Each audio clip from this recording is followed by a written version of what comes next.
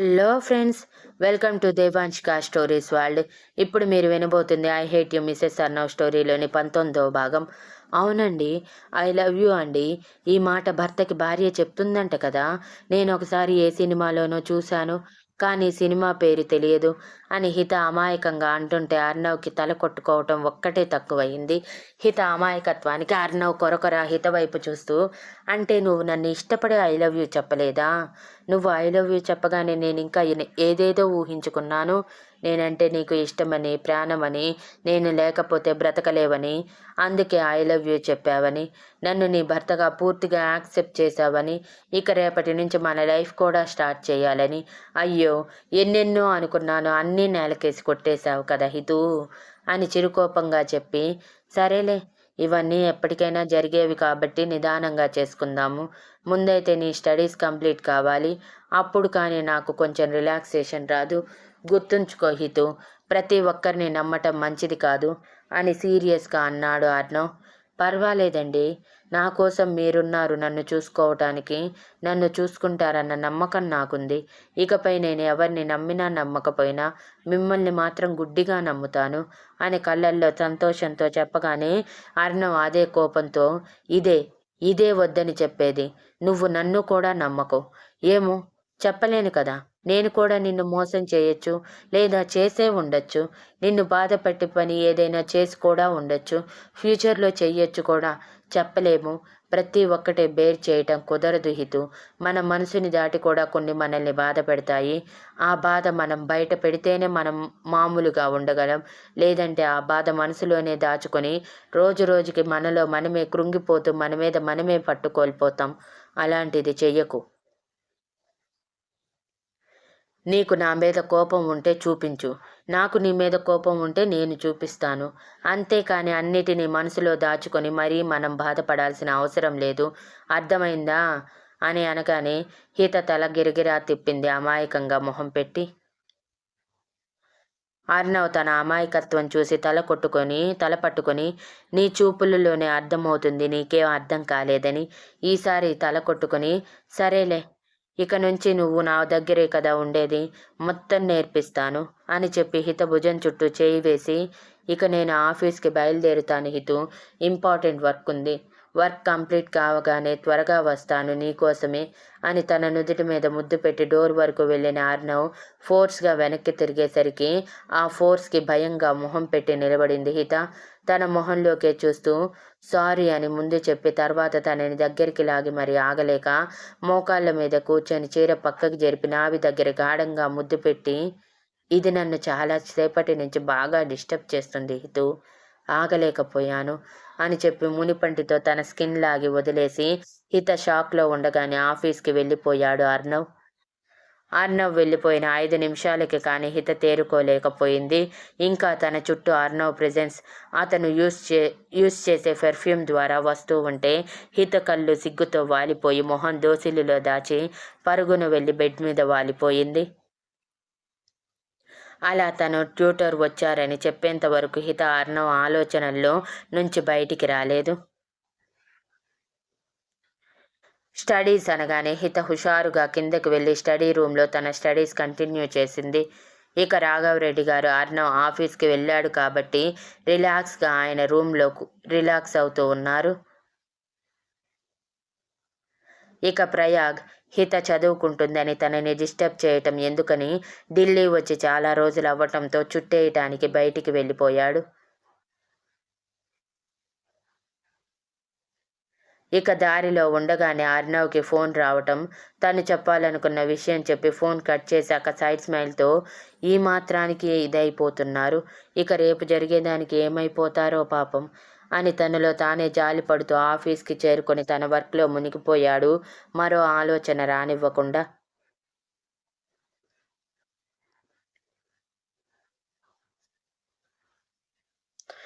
దెబ్బకి గాజు ముక్కలన్నీ తన చేతికి గుచ్చుకుపోయిన నొప్పి తెలియనట్టు కనీసం అమ్మ అని కూడా అరవకుండా ఎర్రని కళ్ళతో ఆవేశంగా చూస్తూ ఉంటే రమణి గారు, రామిరెడ్డి గారు షాక్ అయి స్నేహ అంటూ అరిచారు.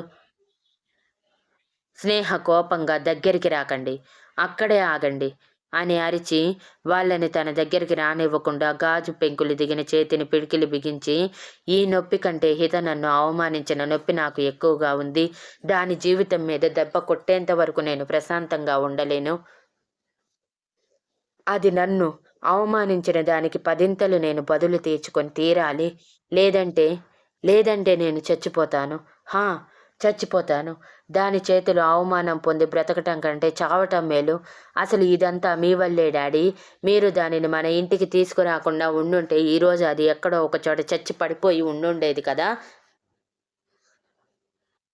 అనవసరంగా దానిని తీసుకువచ్చి మన నెత్తి మీద పెట్టారు. సరే, అదేమైనా కుదురుగా ఉంది అంటే మనల్ని ఎదిరించాలని చూస్తుంది. దాని ధైర్యాన్ని పోగొట్టి మరీ మన పని మనిషిగా మార్చుకుంటే ఇప్పుడు దాని స్థానం మారిపోయి మన నెత్తికెక్కి డ్యాన్స్ చేస్తుంది. దానికి ఎంత ధైర్యం నన్ను కొట్టడానికి!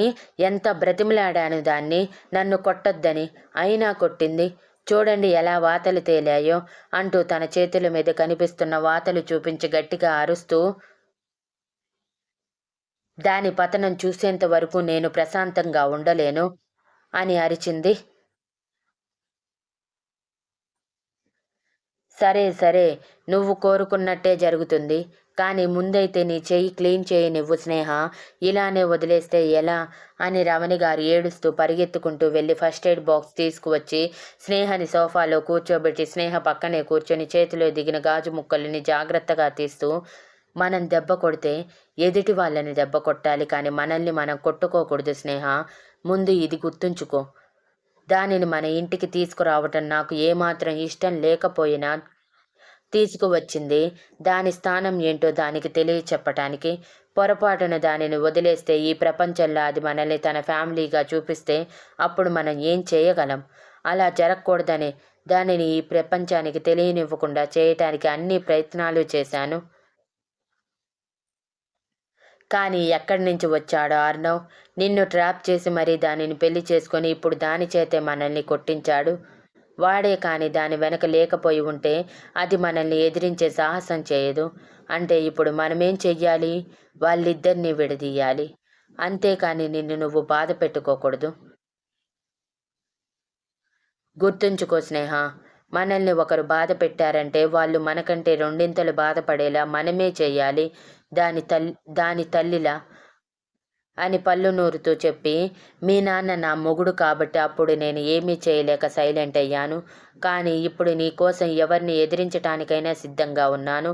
ఇక నువ్వు మాత్రం నిన్ను నువ్వు ఇలా బాధ పెట్టుకోకు. నేను తట్టుకోలేను అని కన్నీళ్లతో అన్నారు రమణి గారు. అమ్మ అంటూ స్నేహ రమణి గారిని హత్తుకుని, వాడితో పెళ్లి జరిగితే నా లైఫ్ ఎంతో సంతోషంగా ఉంటుందని ఎన్నో కలలు కన్నాను. నేను కలలు కన్న జీవితం నాకు వస్తుందని ఊహించుకున్నాను. కానీ వాడు, ఆ అర్ణవ్ గాడు మనల్ని ఇంత మోసం చేస్తాడని ఊహించలేదు. మనవన్నీ మన నుంచి లాగేసుకున్నాడు. ఆఖరికి నన్ను అందరి ముందు ఫూల్ని చేశాడు. చూశావా వాడి తెలివి అని ఏడుస్తూ ఉంటే రామిరెడ్డి గారు బాధగా స్నేహకి మరో పక్క కూర్చొని, సారీరా స్నేహ, ఇదంతా నా వల్లే. నేనే జాగ్రత్తగా ఉండుంటే ఈరోజు మనం ఈ పరిస్థితుల్లో ఉండేవాళ్ళం కాదు. ఇకపై అలా ఉండను, సరేనా? ఆస్తి పోయిన నీ జీవితం కోసం ఇక నుంచి కష్టపడటానికి నేను సిద్ధంగా ఉన్నాను. నువ్వు మాత్రం ఇలా నిన్ను నువ్వు బాధ పెట్టుకోకు అని అనునయంగా అన్నారు తన తల నిమురుతూ. ముట్టుకోకండి డాడీ, నన్ను ముట్టుకోకండి. ఈరోజు మిమ్మల్ని చూస్తుంటే నాకు అసహ్యం వేస్తుంది. అయినా నీకు అమ్మ సరిపోలేదా? ఆ దిక్కుమాలిన దాన్ని వెనకపడి మరీ తల్లిని చేసి వదిలేశారు. మీరు చేసిన పొరపాటు వల్ల ఈరోజు మనం అందరం ఇలా ఉన్నాము. పైగా కష్టపడి ఇప్పటి నుంచి నన్ను జాగ్రత్తగా చూసుకుంటారంట. నాకలా నెరవేర్చగలరా? నన్ను హీరోయిన్ని చేయగలరా? లేదు, ఏమీ చేయలేరు. మన వెనక ఇప్పుడు చిల్లి గవ్వ కూడా లేదు. ఈ ఇల్లు కూడా రేపో మాపో పోతుంది. వాడు మనల్ని అంత ఈజీగా వదలడు. ఇదైతే ఖచ్చితంగా చెప్పగలను. ఆలోపే మనం ఏదో ఒకటి చెయ్యాలి. అంతకంటే ముఖ్యంగా మనం పోలీస్ స్టేషన్కి వెళ్లకుండా యాంటిసిపేటరీ బెయిల్ అప్లై చేయండి, లేదంటే రేపు ఈ పాటికి మళ్ళీ జైల్లో కూర్చుంటాం మనం అని సీరియస్గా చెప్పి స్నేహ రమణి గారి చేతుల్లో నుంచి తన చేతిని లాక్కొని మరి, ఇక నేను నా రూమ్లోకి వెళ్తున్నాను అమ్మా, కనీసం ప్రశాంతంగానైనా కొంచెం సేపు ఉండనివ్వండి నన్ను అని అరిచి చెప్పి తన రూమ్లోకి వెళ్ళిపోతే రమణి గారు రామిరెడ్డి గారి వైపు చూస్తూ ఇదంతా మీ వల్లే అని అరిచారు. రామిరెడ్డి గారు పళ్ళు నూరుతూ అవును నా వల్ల, అందుకే హిత అని ప్రాణం పోసిన నేనే చంపేస్తాను, అప్పుడు కానీ ప్రశాంతత ఉండదు అని ఆవేశంగా బయటికి వెళ్ళిపోతే రమణి గారు మూతి తిప్పుకుంటూ ఈయన గారికి అంత సీన్ లేదు, మళ్ళీ తిరిగి తప్పతాగి ఇంటికి వస్తారు అని అనుకుని స్నేహ దగ్గరికి వెళ్ళారు ఒంటరిగా వదిలేయలేక.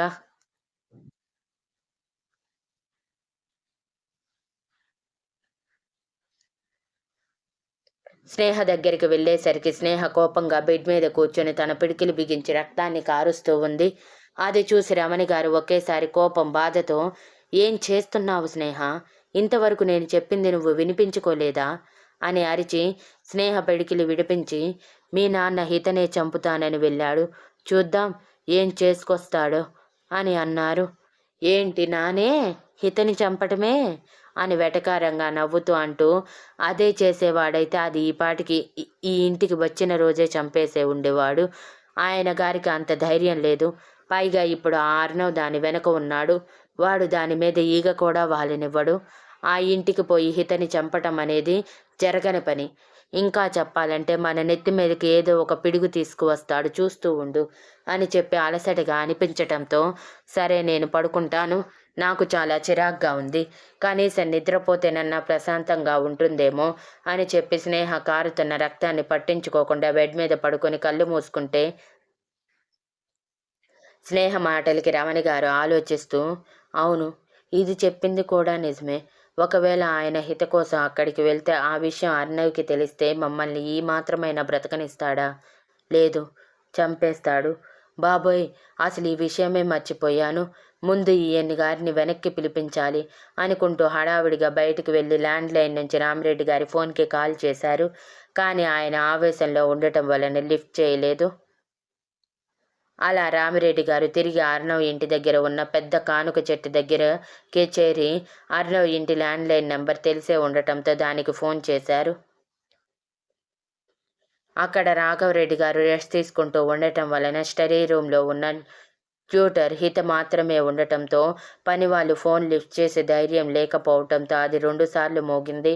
మూడోసారి మోగుతున్న టైంలో హిత ట్యూటర్ దగ్గర పర్మిషన్ తీసుకుని హాల్లోకి వచ్చి ఫోన్ లిఫ్ట్ చేసి హలో అనగానే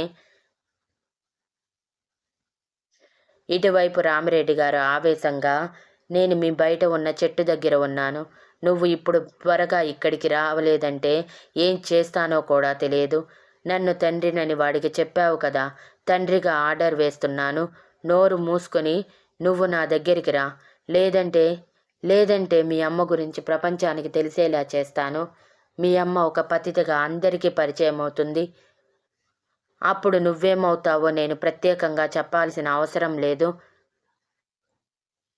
అనుకోవచ్చు ఏదైనా టెస్ట్లు చేసి నన్ను నీ తండ్రిగా చూపించొచ్చని, కానీ నేను తలుచుకుంటే నువ్వు నన్నే కాదు ఎంతోమందిని తండ్రిగా చూపించగలనని, కాబట్టి మర్యాదగా బయటికి వస్తావా లేదా నీ తల్లి పరువు నువ్వే తీసుకుంటావా అని బెదిరించగానే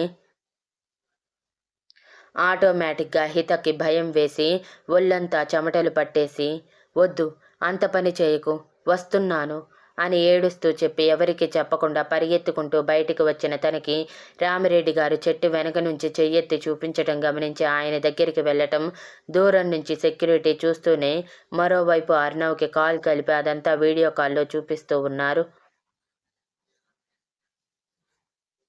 హిత ఆయన దగ్గరికి వెళ్ళటమే మీకు కొంచెమైనా మనస్సాక్షి ఉందా, మా అమ్మని మోసం చేసింది కాక మా అమ్మని తప్పుడు మనిషిగా చూపించాలనుకుంటారా, మిమ్మల్ని చూస్తుంటే అసహ్యం వేస్తుంది, ఛీ ఎందుకు బ్రతుకున్నారు మీరు, ఇంకా చచ్చిపోయినా బాగుండేది, కనీసం నాకైనా ప్రశాంతంగా ఉండేది, మిమ్మల్ని తండ్రిగా చెప్పుకోవటానికి నేనెప్పుడూ సిద్ధంగా లేను, ఎందుకంటే నా దృష్టిలో మీరు అసలు మనిషే కాదు, మీలాంటి వ్యక్తిని నా తండ్రిగా చెప్పుకుంటే నాకే అవమానం అని ఆవేశంగా అరుస్తూ ఉండగానే రామిరెడ్డి గారు స్నేహ చేసిన పని గుర్తుకు వచ్చి ఆవేశంగా తన చేయి లేపి హిత చెంప మీద ఈడ్చిపెట్టి కొట్టగానే హిత దెబ్బ తట్టుకోలేక ఫోర్స్గా రోడ్డు మీద పడటంతో నుదిటి మీద గట్టిగా దెబ్బ తగిలి అమ్మా అని అరుస్తూ అక్కడే కింద పడిపోయింది ఏడుస్తూ. అది చూసిన రామిరెడ్డి గారు నవ్వుతూ దీనికి ఇలా అయిపోతే ఎలా అని అంటూ హిత జుట్టు పట్టుకొని పైకి లేపి ఆ అర్ణవ్ గాడిని మా మీదకి ఉసిగొల్పావు కదా, ఏం చేశావే వాడిని? నీ అందం ఎరవేసి పక్కలోకి లాగేసుకున్నావా? అందుకేనా వాడు నిన్ను వదల్లేక నా కూతుర్ని మోసం చేసి మరీ నిన్ను పెళ్లి చేసుకున్నాడు? అదే అయ్యుంటుంది. నీ తల్లిలాగా నువ్వు కూడా ఒక క్యారెక్టర్ లేని దానివి. అందుకే కనిపించిన అందమైన మగాడు, ఆస్తి ఉన్నవాడు దొరకగానే పట్టేశావు. నా కూతురి జీవితాన్ని నాశనం చేశావు అని ఆవేశంగా హిత చెంపల మీద ఆగకుండా కొడుతూ ఉంటే ఎక్కడి నుంచి వచ్చిందో ఒక బుల్లెట్ దూసుకుంటూ రామిరెడ్డి గారి మోకాళ్ళలో దిగిపోయింది. దెబ్బకి ఆయన అమ్మ అంటూ అరుస్తూ హితని వదిలేసి మోకాళ్ళ మీదకి పడిపోవటం జరిగితే అప్పటికి ఆయన కొట్టిన దెబ్బలకి నుదిటి మీద తగిలిన దెబ్బతో విలవిలలాడుతున్న హిత ఆయనకు జరిగింది గమనించుకోక ఏడుస్తూ కింద పడిపోయింది. ఇక్కడ హిత కింద పడటం సెకండ్స్లో సెక్యూరిటీ వచ్చి ఆమెను లేపి రామిరెడ్డి గారి ఆర్తనాదాలు వింటున్నా వెనక్కి తిరగనివ్వకుండా, మేడం మీరు ముందు లోపలికి పదండి, సార్ మీ మీద చాలా కోపంగా ఉన్నారు, అర్జెంటుగా మిమ్మల్ని లోపలికి వెళ్ళమన్నారు, సార్ వచ్చాక మీతో మాట్లాడుతానని చెప్పారు అని చెప్పి హిత భయంగా చూస్తూ ఉండగానే తనని సేఫ్గా ఇంట్లో వదిలి మీరు బయటికి రాకండి మేడం అని చెప్పి లోపల ఎవరికి జరిగింది తెలియనివ్వకుండా ఇమీడియట్గా రామిరెడ్డి గారిని అలానే కారులో పడేసి ఆయన ఇంటికి తీసుకువెళ్ళేసరికి తన కారు తీసుకుని స్నేహ వాళ్ళ ఇంటికి వచ్చి ఆవేశంగా కార్ పార్క్ చేసి లోపలికి వెళ్ళాడు అర్ణవ్. అప్పుడే ఆయన అరుపులు విన్న రమణి గారు బయటికి వచ్చి ఆయన కాళ్ళ నుంచి కారుతున్న రక్తాన్ని చూసి భయపడిపోయి అయ్యో ఏమైంది నీకు, ఈ దెబ్బలేంటి అని అడుగుతూ తన దగ్గరికి వెళ్ళాలనుకునేసరికి అర్ణవ్ చాలా గట్టిగా గంభీరంగా అక్కడే ఆగు అని అరిచాడు. అర్ణవ్ అరుపుకి బెదిరిపోయిన రమణి గారు ఎక్కడి వారు అక్కడ స్టాచ్యూలా ఆగిపోతే అర్ణవ్ రామిరెడ్డి గారి జుట్టు పట్టి ఇలాగే కదా నా భార్య జుట్టు పట్టుకున్నావు అంటూ ఆయన మెడని వెనక్కి వంచి ఇలాగే కదా నా భార్య తలని వెనక్కి వంచావు అని తన పిడికిలిలో ఇమిడిపోయిన జుట్టుని తెగి వచ్చేలా ఫోర్స్గా వెనక్కి లాగగానే ఆ ఫోర్స్కి రామిరెడ్డి గారు కింద పడటంతో పాటు ఆయన జుట్టు కూడా ఊడిపోయి అర్ణవ్ చేతుల్లోకి వచ్చింది. అయినా తన కోపం తగ్గలేదు. తన సెక్యూరిటీ వైపు చూడగానే సెక్యూరిటీ ఏడుస్తూ అరుస్తూ ఉన్న రామిరెడ్డి గారిని మోకాళ్ళ మీద కూర్చోబెట్టి తల మీద చేతులు పెట్టించి ఏడుస్తున్న రామిరెడ్డి గారిని పట్టించుకోకుండా సోఫాలో కాలు మీద కాలు వేసుకొని కూర్చొని సెక్యూరిటీ వైపు చేయి చాపగానే వాళ్ళు ఆల్రెడీ తీసుకువచ్చిన లైసెన్స్డ్ గన్ అర్ణవ్ చేతుల్లో పెట్టి ఎందుకు నా భార్యని మీట్ అయ్యావు, ఎందుకు తనని ఏడిపించావు, ఎందుకు తనని కొట్టావు, ఎందుకు తన రక్తం కళ్ళ చూశావు అని ఆవేశంగా ఎర్రబడిన మొహంతో అడిగాడు అర్ణవ్ గన్ సెట్ చేసుకుంటూ బేస్ వాయిస్లో. అర్ణవ్ని అలా చూసిన రమణి గారు భయపడుతూనే మరోవైపు రామిరెడ్డి గారి పరిస్థితికి ఏడుస్తూ చూస్తూ ఉన్నారే తప్ప ముందుకు కదలలేకపోతున్నారు. కదిలితే ఎక్కడ రామిరెడ్డి గారిని చంపేస్తాడో అని. ఇక ఆ స్నేహ అర్ణవ్ వాయిస్ వినటమే బయటికి వచ్చి తను చేస్తున్న బీభత్సం పట్టించుకోకుండా తనకి చేసిన మోసం గుర్తు చేసుకొని హిత చేత కొట్టించింది గుర్తు చేసుకొని కోపంగా చూస్తూనే ఉంది అర్ణవ్ వైపు, తన తండ్రి పరిస్థితి గమనించుకోకుండా. ఇక రామిరెడ్డి గారు ధారాళంగా కారుతున్న రక్తం బుల్లెట్ దిగటం వలన తలంతా దిమ్ముగా ఉండటంతో సమాధానం చెప్పకుండా ఏడుస్తూనే ఉన్నారు. అది నచ్చని అర్ణవ్ గన్ పూర్తిగా సెట్ చేసి చెప్తావా చెప్పకుండానే చచ్చిపోతావా అని ఆవేశంగా అడగగానే రామిరెడ్డి గారితో పాటు రమణి గారు కూడా భయపడి బాబు అంత పని మాత్రం చేయకు, ఉన్న ఒక్కగానొక్క భర్త దూరం చేసి నన్ను తెల్లబట్ట కట్టుకునేలా చేయకు, అసలే తెల్లబట్టల్లో నేను చాలా చండాలంగా ఉంటాను అని రమణి గారు ఏడుస్తూ ఉంటే స్నేహ కోపంగా అమ్మ వాడిని బ్రతిమలాడేదేంటి నాన్న, మీరు లేవండి వాడేం చేస్తాడు, నేను చూస్తాను అంటూ ముందుకి అడుగు వేయగానే అర్నవ్ సీలింగ్కి ఉన్న షాండ్లర్కి షూట్ చేయగానే అది ఫోర్స్గా జారి అంతే ఫోర్స్గా పగిలి ఆ గాజు ముక్కలు చుట్టూ ఉన్న వాళ్ళ మీద పడటంతో పాటు చాలా దగ్గరగా ఉన్న స్నేహ చేతులకి గుచ్చుకున్నాయి. మరోసారి సేమ్ చేతి మీద తగిలిన దెబ్బకి స్నేహ అమ్మ అని అరిస్తే రామిరెడ్డి గారు భయంగా అర్నవ్ వైపు చూస్తూ ఉన్నారు. అరిస్తే మళ్ళీ కొడతాడో లేకపోతే చంపేస్తాడో అని భయపడి. ఇక రమణి గారు నోరు కట్టేసుకున్నారు. అర్నవ్ని అంత కోపంగా చూడకపోవటం వలన ఇంతవరకు. చూడు, నేను సైలెంట్గా ఉంటున్నాను, మిమ్మల్ని వదిలేస్తున్నాను అంటే అర్థం మీరు మారటానికి అవకాశం ఇస్తున్నాను అని. అంతేకాని మీరు నా జోలికి రావటానికో నా భార్య జోలికి వచ్చి తనని బాధ పెట్టడానికి అవకాశం ఇస్తున్నానని కాదు.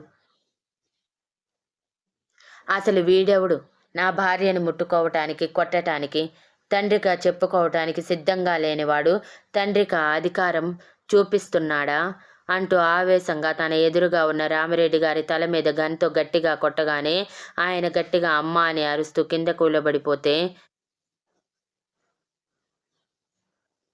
రమణి గారు ఒక్కసారిగా మోకాళ్ళ మీదకి జారిపోయి చేతులు జోడించి, బాబు నీకు దండం పెడతాను, మమ్మల్ని వదిలి, తెలియక పొరపాటు చేశాడు ఆయన తప్పుకి నేను క్షమాపణ అడుగుతున్నాను అని ఏడుస్తూ బ్రతిమలాడుతూ ఉంటే స్నేహ భయంగా మరోవైపు కోపం తన్నుకొస్తున్నా అది చూపించలేని పరిస్థితిలో అర్నవ్ వైపు చూస్తూ ఉంది. కానీ అర్నవ్ వాళ్ళ క్షమాపణలు అందుకునే స్టేజ్లో లేకపోవటం వలన ఏంటి క్షమించాలా? మిమ్మల్ని ఇంతవరకు క్షమిస్తూనే వచ్చాను బికాజ్ ఆఫ్ హిత. ఇన్ని రోజులు మిమ్మల్ని బేర్ చేశాను. బట్ ఇప్పుడు మీరు మీ హద్దు దాటారు. నా భార్యని చంపాలనుకున్నారు. తన రక్తాన్ని బయటికి రప్పించారు. అది కూడా నా భార్యగా మారాక నా ఇంటి దగ్గర. అంత ధైర్యం మీరు చేశారంటే ఇంకెంత దూరం మీరు వెళ్ళగలరో నేను ఊహించగలను. ఇంత చేసిన మీకు మరో అవకాశాన్ని ఇస్తానని ఎలా అనుకుంటున్నారు? చక్కగా జైల్లోకి పోయి కనీసం ఒక 3 సంవత్సరాలైన జైలు శిక్ష అనుభవించి బయటికి వచ్చాక మంచిగా మారి మీ బ్రతుకు మీరు బ్రతుకుతారు అనుకున్నాను. కానీ అది కూడా పోగొట్టుకున్నారు. ఇప్పుడు ఏకంగా పైకి పోవటానికి సిద్ధంగా ఉండండి అని గన్ రామిరెడ్డి గారి నుదుటి మీద పెట్టగానే స్నేహ కళ్ళు తిరిగి పడిపోతే రమణి గారు బిగ్గరగా ఏడవటం మొదలుపెట్టారు. ఇంతలో బుల్లెట్ సౌండ్ రీసౌండ్ వచ్చేంత రేంజ్లో ఆ ఇల్లు మొత్తం వినిపించింది. Next update promo. తన రూమ్లోకి అడుగుపెట్టిన అర్నవ్ వెంటనే డోర్ క్లోజ్ చేసి, హిత ఎక్కడ ఉన్నావు? ఎక్కడ ఉన్నా సరే వెంటనే నా ముందుకి రా అని గట్టిగా అరవటంతో డ్రెస్సింగ్ రూమ్లో ఒక మూలకి కూర్చొని ఉన్న హిత భయంతో ఏడుస్తూ నోటి మీద చేతిని అడ్డం పెట్టుకొని మనసులో, అమ్మో ఈయన వచ్చేశారు, ఇప్పుడు ఎంతలా కొడతారో ఏమో అని అలానే ఉండిపోయింది. అర్నవ్ ముందుకు వెళ్ళే ధైర్యం చేయలేక. Thank you for listening and please like, share, comment and subscribe.